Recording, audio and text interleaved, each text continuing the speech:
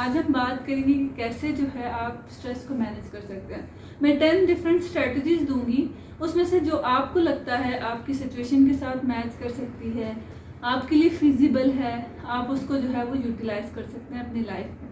Number 1 पे अगर हम देखें तो नंबर 1 पे आता है कि अवॉइड करें डिस्ट्रैक्शंस को।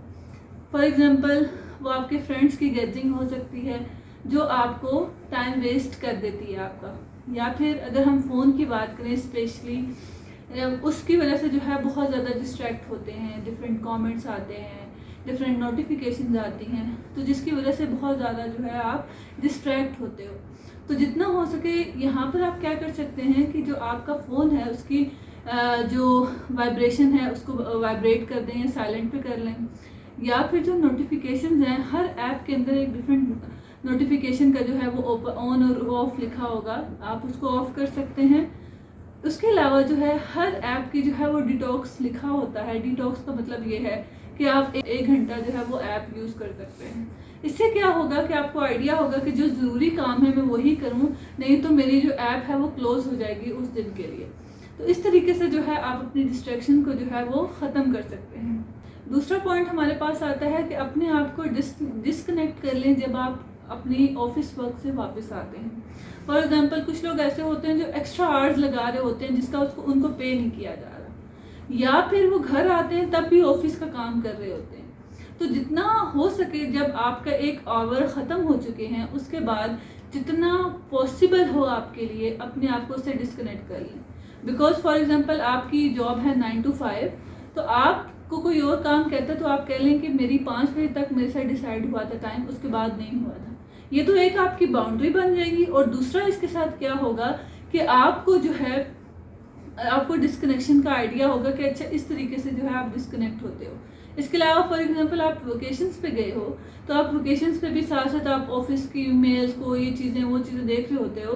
तो जितना हो सके इसको अवॉइड करें और अपने उस वक्त जो है अपने इंजॉय करें और अपनी फैमिली को टाइम दें। नंबर 3 पे आता है कि अपने आप को इस तरीके से सेट कर लें कि आपको आइडिया हो कि कौन सा पर्सनल लाइफ है, कौन सी आपकी सोशल लाइफ है, कौन सी आपकी वर्क लाइफ है, कैसे जो है उनको कितना कितना टाइम देना है, कैसे कैसे जो है वो प्रायोरिटाइज करना है, और कितना कितना टाइम जो है उनके लिए इम्पोर्टेंट है। अदरवाइज उसको टाइम देकर अपनी लाइफ को स्ट्रेस में लाने के बजाय, फॉर एग्जांपल आप कुछ ऐसी सिचुएशन में ऐसी चीज़ों के ऊपर टाइम वेस्ट कर देते हैं कि जो इम्पोर्टेंट चीज़ें होती हैं वो रह जाती हैं। तो इस तरीके से तो आपने करना है चीज़ें ताकि आप फोकसली अपने जो प्रायोरिटी वाले काम है आप वो कर सकते। अच्छा, कुछ लोग जो है ना मल्टीटास्किंग की बहुत ज़्यादा बात करते हैं कि आप मल्टीटास्कर हो जाएं तो ये चीज़ हो जाएगी वो चीज़ हो जाएगी। When you are working one work तो जितना हो सके उसको फोकस करें, बिकॉज आपकी प्रोडक्टिविटी हाई जाएगी। जब आप मल्टीपल वर्क्स को जो है एट दैट मोमेंट ले आते हैं, जिसकी वजह से क्या होता है कि आपकी प्रोडक्टिविटी लेस हो जाती है, या हो सकता है कि हर एक में जो है प्रोडक्टिविटी किसी में एवरेज, किसी में लो, किसी में और भी लो हो जाए, इस तरीके से हो सकती है। तो इसीलिए मल्टीटास्किंग से अच्छा है किसी एक पॉइंट को टाइम दें और उसको जो है आप हाईली प्रोडक्टिव लेकर जाएं। फॉर एग्जांपल अगर हम फुटबॉलर्स को, क्रिकेटर्स को देखते हैं, उनमें क्या होता है, क्यों वो इतने हाईली अचीवर या फेमस हो जाते हैं, बिकॉज उनका फोकस, उनकी कंसंट्रेशन, उनकी लाइफ, उनके गोल्स उसके साथ जुड़े होते हैं। वो फुल पोटेंशियल अपना एक चीज़ पे लाते हैं। देखिए कैसे उनकी प्रोडक्टिविटी पीक लेवल की जाती है। हम 100 चीज़ें करके भी उस पीक तक नहीं पहुंच पाते, जस्ट बिकॉज वी फील कि हम मल्टीटास्किंग करके जो है लाइफ को एंजॉय कर लेंगे, और हम कभी भी उसकी वजह से एक भी चीज़ को अचीव नहीं कर पाते। नंबर 6 पे हमारे पास आता है कि जितना हो सके प्रॉपर नींद लें। 8 आवर्स की नींद आपके लिए बेस्ट नींद है। अपने एज के अकॉर्डिंग गूगल से चेक कर लें, आप अपनी एज लिखें, उसके साथ लिखें कि कितने आवर्स आपकी स्लीप के लिए इम्पोर्टेंट है, और वो अपने आप को उस नींद को पूरा करें जितने आवर्स उस पर लिखे हुए हैं। बिकॉज कुछ ऐसे हार्मोन्स हैं आपकी बॉडी के, रिलैक्सिंग हार्मोन्स हैं, जो सिर्फ उस स्लीप टाइम में ही रिलीज होते हैं। तो जब आप स्लीप प्रॉपर लेंगे, इतनी लेंगे जो आपकी बॉडी को ज़रूरत है, तो वो हार्मोन्स रिलीज होंगे जो आपको स्ट्रेस से बाहर निकालेंगे। नंबर 7 पॉइंट आता है कि बहुत ज़्यादा लोग रिएक्टिव होते हैं, हर चीज़ पे रिएक्शन दिखाना शुरू कर देते हैं। रिएक्शन के बजाय अपने आप को प्रोएक्टिव बना लें।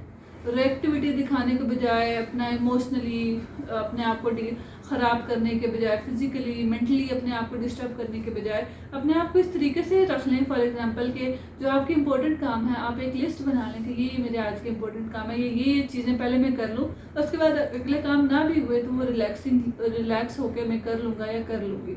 ठीक है, तो इस तरीके से क्या होगा कि आपका बहुत ज़्यादा जो स्ट्रेस होगा वो कहीं ना कहीं कम हो जाएगा।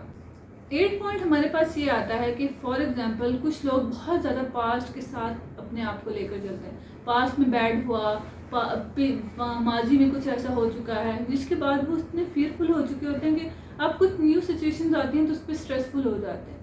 तो उनको सोचने के बजाय ये सोचें कि इस पर मैंने अपनी प्रोडक्टिविटी, अपने वर्क को कैसे बढ़ाना है कि ताकि आप अपने आप के लिए बेस्ट फील कर सकें और बेस्ट जो है अपनी यूटिलिटी या अपने आप को यूटिलाइज कर पाएंगे। नंबर 9 पे हमारे पास आता है कि अपने आप को फोकस्ड रखें। जितना ज़्यादा फोकस्ड रखेंगे उतना जल्दी काम होगा। फॉर एग्जांपल अगर आप फोकस होकर काम करते हैं, आपने बहुत सारी एक्टिविटीज़ ऐसे या काम किए होंगे, आपको आइडिया होगा कि वो वाले काम जस्ट आप आधे घंटे में भी हो जा रहे हैं आपको आइडिया है कि अगर मैं वो काम इतने फोकस नहीं करूँ तो ये चीज़ इतने में हो जाएगी। तो वाई नॉट आप लोग अपने आप को स्ट्रेस में, वो जो लास्ट मोमेंट तक स्ट्रेस में जाते हैं, उससे बेहतर है कि अपने आप को फुल टाइम एनर्जाइज करके, फोकस करके, कंसंट्रेट करके वो काम कर लें ताकि आप स्ट्रेसफुल सिचुएशन से बच जाएंगे।